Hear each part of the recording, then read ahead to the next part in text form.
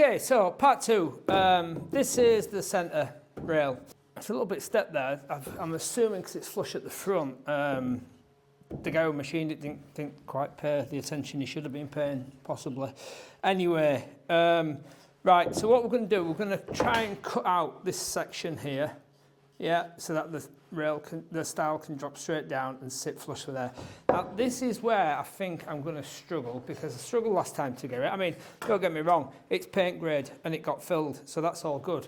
But what we're trying to achieve was, you know, the best job we could. So basically what I'm going to do, I'm just going to strike these lines through here like this, and then marry them through on the top.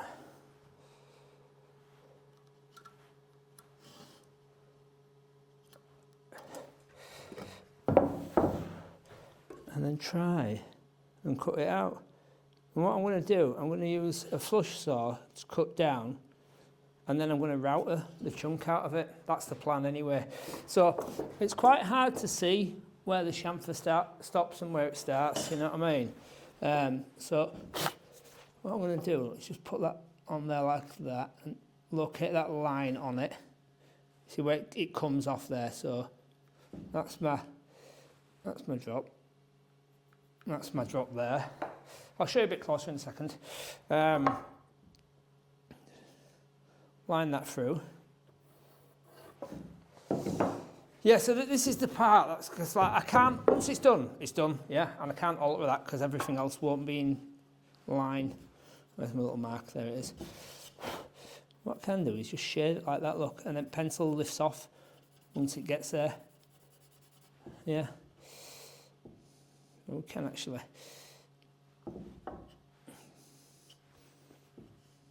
The grain like fools your eye. Right, let's have a little closer look so we can see. Yeah, so what's happening is the grain is like just distracting my eyes. I can't quite see it. But if I shade it like that, then you can. So that's the line there where we're going to. What we're going to do now is stick it in our homemade clamp, get it clamped up, and then we're going to use the twin towers. So what's going to happen is that's going to sit there like that. Let's actually do the other side where we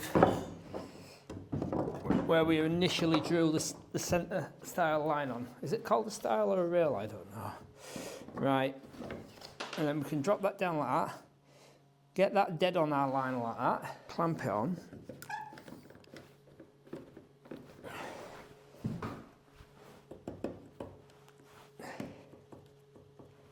So that can't move. And then we're going to use the flush cut saw. Now, I didn't even know that I needed one of these until I got one.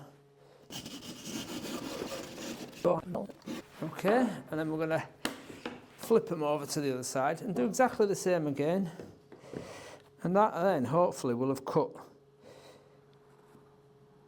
as a nice section out for our centre style to fit in. Rail style, I don't know. Right, so that's cut out now. Right, how are we going to get that bulk of that wood out? What we're going to do is we're going to use a jig, and we're going to router it out with a flush cut cutter. So this is our jig. I'm going to put that in line there, and we're going to hope that this goes in. And if it doesn't, we're going to fill it, yeah. So we're not going to get upset about it, because we ain't a bench joiner, are we? No, we're not. But I feel that is looking all right. Are we secure? We're secure enough, aren't we? Right, so we're as close as what we think we can be there. Put some safety glasses on, because that router bit is out quite a lot.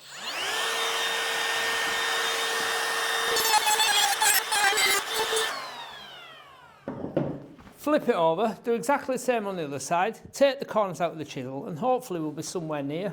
Just need to get the corner out there and see how we're looking with it, basically.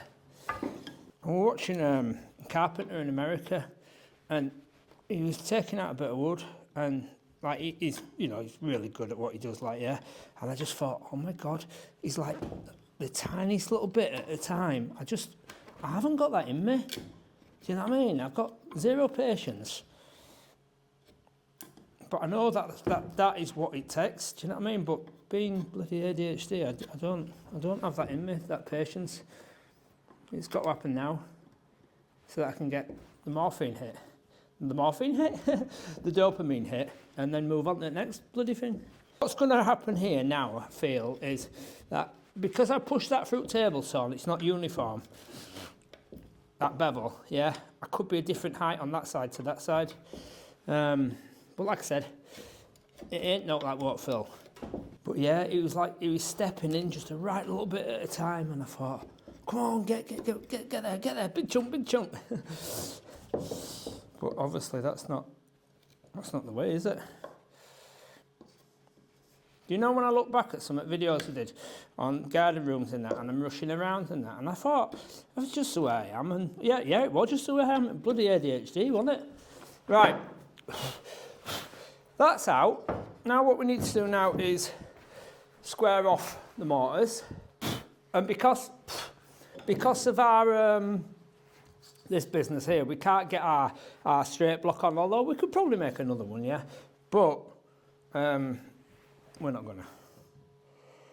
Right, what's going to happen here now? He's going to do this by hand, isn't he?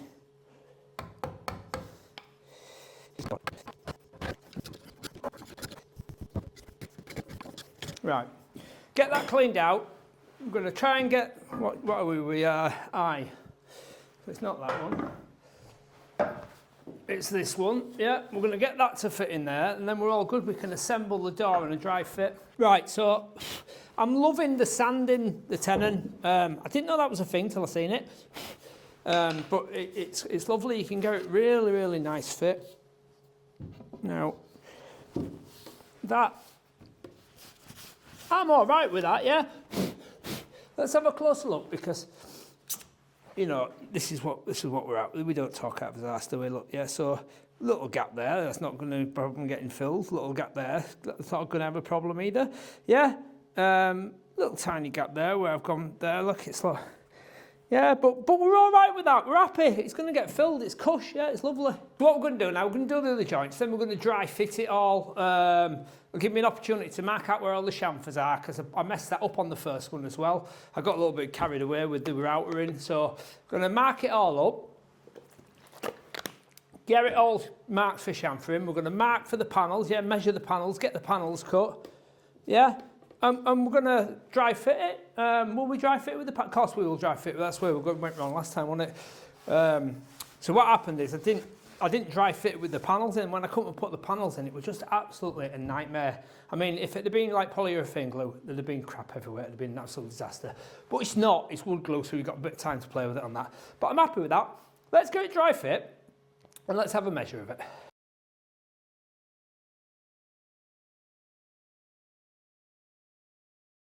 There you go. It's gone together, yeah.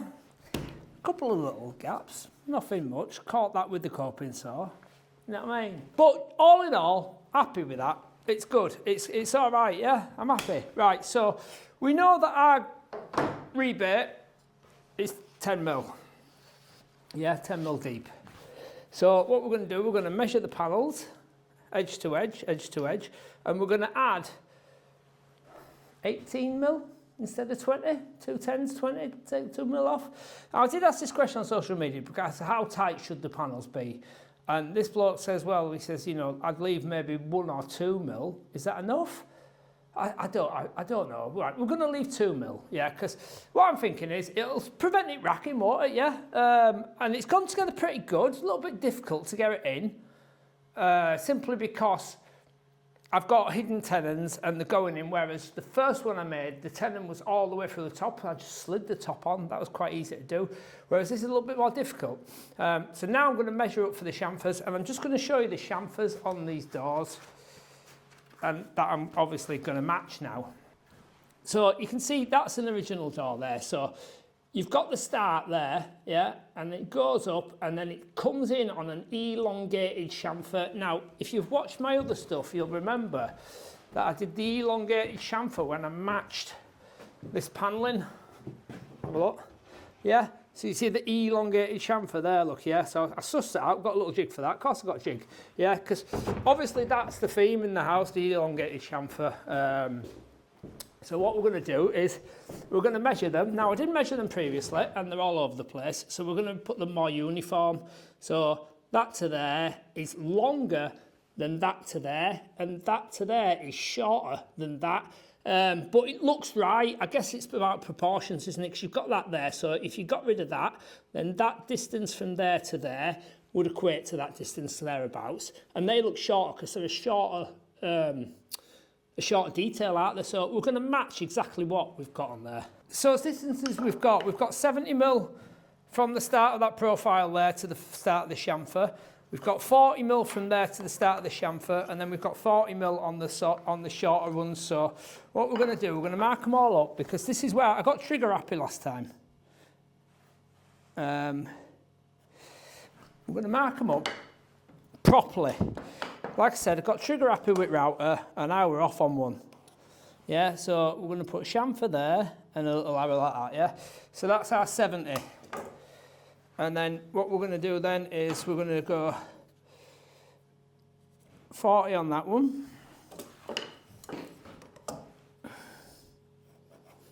Yeah, a little arrow that way and a chamfer, yeah. So I know chamfer, right, and then we've got a 30 somewhere, where have I hid that? Then we've got us 30 there, so we're going to 30 that there.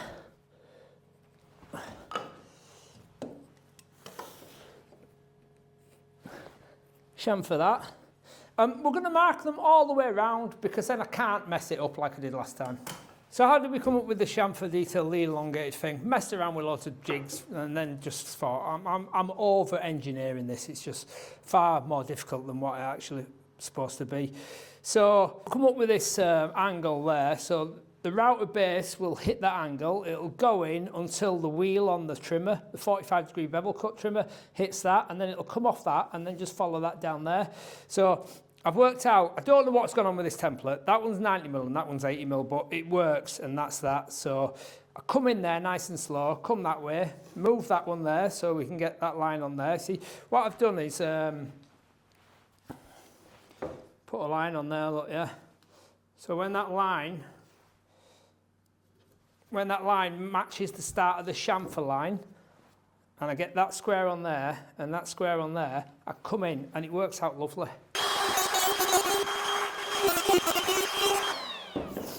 So there you can see, look, the elongated chamfer, which is what I was after, yeah.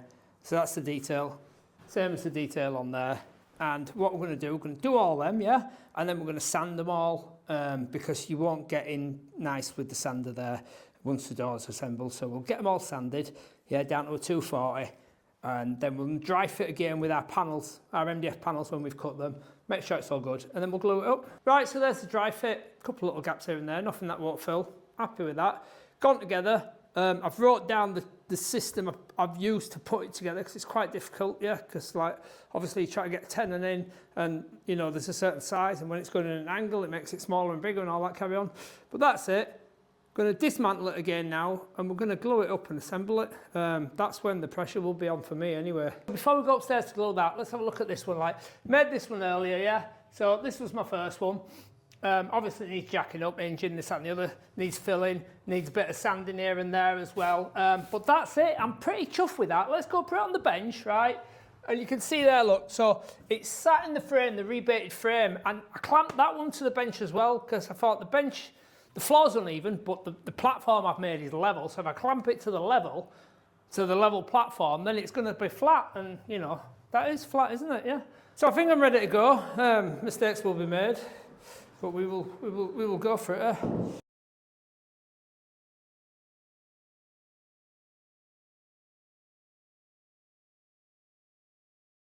So what you need to keep in mind is, right, I ain't a bench joiner. I don't make doors. I've never made a door in my life, ever, right? But the internet's a wonderful thing, yeah? And this is what we've come up with. So I'm happy with it. We'll have a look around it.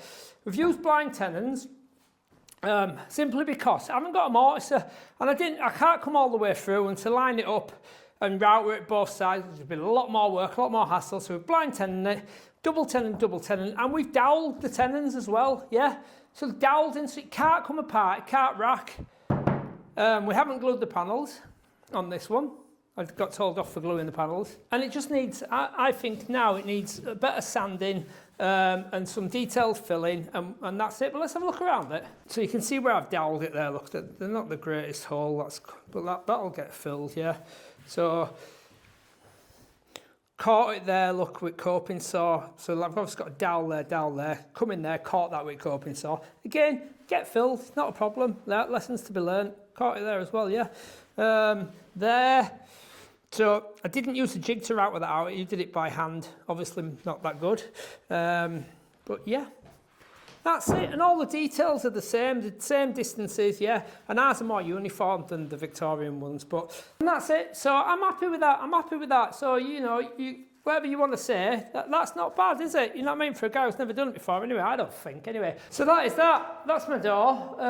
Let it go. Let the glue go off now. Get it sanded and filled where it needs filling. It's not 100% perfect. It's good. I'm happy with it. You know what I mean? It's like the second one I've made. So I've got to be pleased with that, I think, anyway. And it matches the existing doors in the house with the same details and everything, yeah. And that's what we wanted. Now, the other ones I've got to make have got to go in existing frames, so there'll be all kinds of sizes.